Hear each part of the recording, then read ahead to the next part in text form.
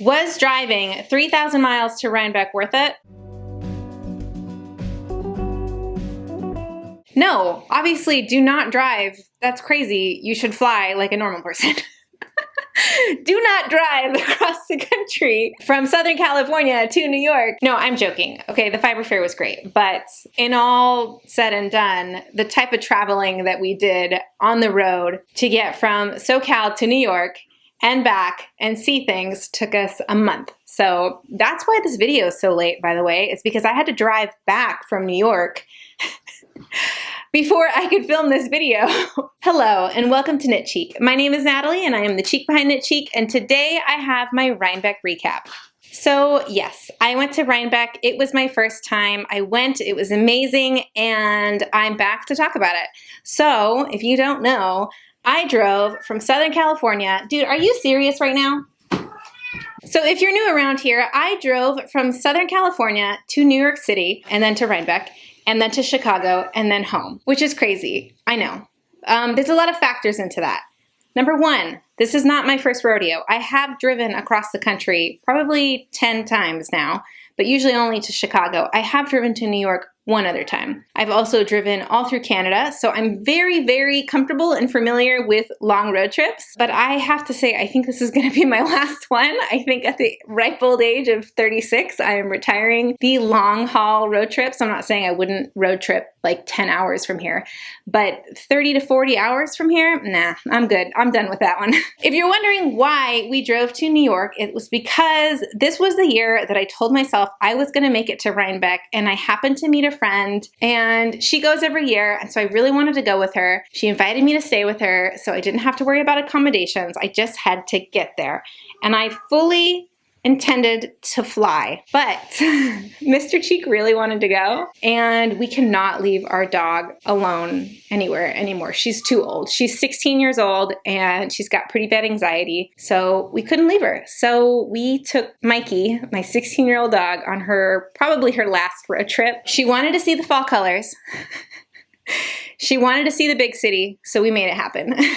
So we drove to New York. I think we took about 8 days. We stopped in 3 new states to me, which were Arkansas, Kentucky, and Tennessee. And then we did New York, came back through Ohio, which was also a new state for me. Stopped at my family's house outside of Chicago for like 5 days, and then came home. And that was like a little bit under a month. I think actually it was like 30 days. So we're gonna call it a month. So I am back, and I'm ready to talk all about my first Rhinebeck experience. And like, was it worth it? Was it worth the hype? Is it overwhelming? And the answer to all those things is yes, it was overwhelming, and it was definitely worth it. In my opinion, this was one of the best experiences of my life, was getting to go to something like this. I can see why it's not for everybody, but I feel like if you go into it with the right state of mind, like it can be.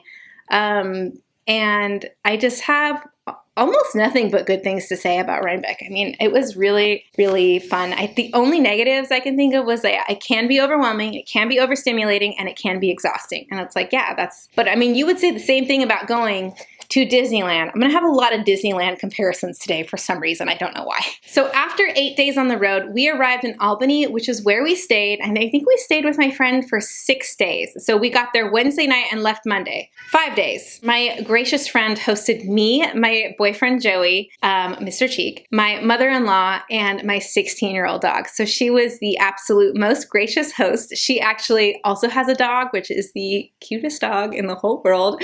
So not only did I have this amazing place to stay, but I had my gracious friend as the host, and then her beautiful dog Maple as her co-host. So I had a really, really great experience. I'm so happy to have met this friend. Melissa, I love you so much. Thank you for this experience, and I owe this video and everything that I got to do in Rhinebeck weekend to you. Probably my biggest advice would be to go with somebody that you know has been there, or somebody who's been multiple times. And I know that that's not a very useful tidbit because it's not accessible to everybody, but it really did make such a difference to go with someone who is like a Rhinebeck veteran, who's been, I think she's been over 10 years, but I don't know if she went every year because of COVID. But it was so nice to have like my own personal tour guide of the Rhinebeck weekend as a whole. Like without having that, I can see how it would be extremely overwhelming to have to plan all of that on top of the experience itself. I'm very, very lucky. I won the friend lottery and I got to go with someone who was very experienced. So that's my biggest takeaway. To bring this back to Disneyland, okay, if you've ever been to Disneyland, or I'm assuming Disney World is the same, I've never been, but if you go on a busy day to Disneyland and you've never been, the chances that you're going to see and do everything are super low. Like it's not gonna happen. There's too much to do and too much to see. If you go with someone who isn't necessarily a Disney adult, okay, but like just someone who's familiar with Disneyland, that's me, you might be able to pull off doing everything, but you need that person who knows the ins and outs of how to do that. And that's the difference of going with someone who's been before. If you are like trying to do everything, it really, really helps to go with someone with the experience. And so if you want to go to Disneyland, let your girl know, because I do be knowing how to Disney. And it's not because I'm a Disney adult, it's just because of my proximity. I live like an hour from Disneyland. So it's like anyone comes to Southern California, guess who takes them to Disneyland? That'd be me. Also, can I just say that we are so stinking close to being at 10,000 subscribers, which is absolutely insane. It's my birthday on December 3rd, which is in like 3 weeks from now. And it would be really cool if I hit 10,000 subscribers for my birthday. It's an arbitrary number, but for some reason to me, it's like double digits. And I'm like, whoa, I don't know why, but I'm very, very excited about it. I would love to hit that by my birthday. So if you're not subscribed yet, happy birthday to me and subscribe. Thank you. Let's watch some of the footage and some of what I have to say about my Rhinebeck weekend. Day one of Rhinebeck, we took a class at New York Sheep and Wool Festival. This is a basket weaving class, and this was on Thursday. We signed up for this class like the day that they were released. I guess they're really hard to get into. So luckily I have a friend who's been multiple times and who knows all the tips and tricks. So she signed us up for this basket weaving class, which was really fun. Here I am the night before Friday for the first events, and I'm excited that I finished my sweater. The first event that we went to is a Woolen affair. And you can see here that the event venue is absolutely gorgeous. It's on the Hudson River, and it was a really well thought out and put together event. They had all sorts of things there, like sheep and music and food and drinks and tattoos, apparently. For me, a Woolen affair was probably the most overwhelming event for me, and not in a bad way. It was just extremely overstimulating. It felt like I stepped into my Instagram feed. Every yarn that is really, really trendy that I've ever seen on there was there. A lot of really trendy patterns were there, and even Insta-famous knitters were everywhere to be seen at this event. So that kind of was overwhelming for me. We were also in the first time slot, so we got there when it opened and we were the first group of people that were let in. So there was this rush of like desperate energy to get to the booths that were popular and to buy the limited colorways that were going to sell out. And that was kind of like an intense way to shop.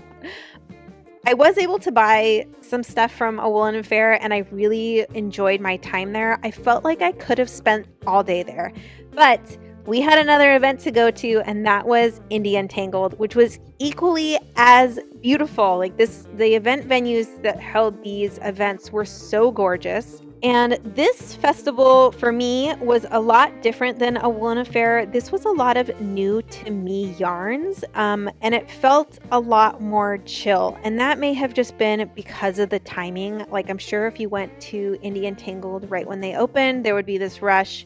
Versus if you went to a Woolen Affair later in the day, it probably wouldn't have been as crowded or as crazy. The bathrooms were actually broken at Untangled, so they had a golf cart driving people to and from the park to use the bathroom, which is actually one of my favorite experiences all weekend, was driving around this golf cart in the perfect fall weather at this beautiful venue. I know that was kind of inconvenient for some people with the bathrooms, but I thought it was really cool to get to ride around and get a personal tour of the venue. One thing I noticed about Untangled is that a lot of the yarn dyers at Indie Untangled were dyeing on superwash and non-superwash yarn, and I feel like I've seen a shift of indie dyers dyeing on more non-superwash bases, and I'm really, really excited about it. I've actually been putting together a list of indie dyers that dye on non-superwash yarns for a video series idea that I had. And during this event, I looked at my friend and I was like, do I even need to make this video anymore? I feel like so many dyers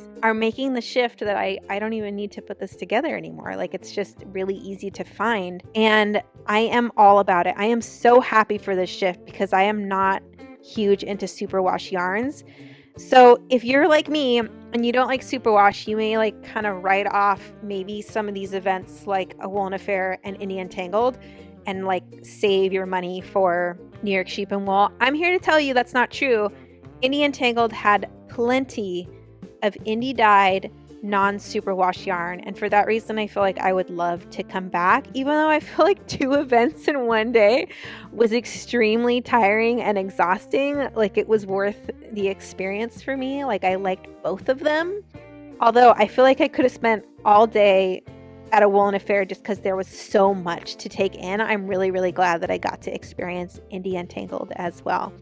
So that night we stayed up really late finishing our sweaters. So Saturday, the first day of New York Sheep and Wool, we slept in, and we did not get there until about noonish, which was okay. We had a very chill, relaxed New York Sheep and Wool weekend, in my opinion. We didn't have this huge expectation to see everything because we knew we had Saturday and Sunday. And like I said, I went with someone who's really, really experienced, and that was really nice, having like basically a tour guide of New York Sheep and Wool. So for me, I felt like it was just so easy to get to see everything that I wanted to see. And I know that not everybody has that, and it's not like the best practical advice, but I mean, if you know somebody who's been, it's definitely nice to go with someone who knows the layout and who knows a little bit about what's going on. So I watched a lot of vlogs and videos to get me ready for Rhinebeck weekend. And my biggest takeaway from all of the videos is that New York Sheep and Wool is very overwhelming. And yes, that is true. It can be overwhelming. There's a lot going on. There's a lot of choices. There's a lot of people who want you to buy their yarn, and that can be overwhelming, but it's also extremely magical. And I know that's super corny, but you're going to this event where everybody wants to talk to you because they love your sweater. They want to know what yarn you used. There's this immediate iceberg. Like, you can talk to anybody there because we're all here for the same thing, and it's our love of fiber. And I really like that about this event. It was just so nice. As an introvert, as a diehard introvert, it's nice to be able to talk to people so easily at an event like this. Saturday night, we got cider at a cider mill in Albany, and we listened to some live music.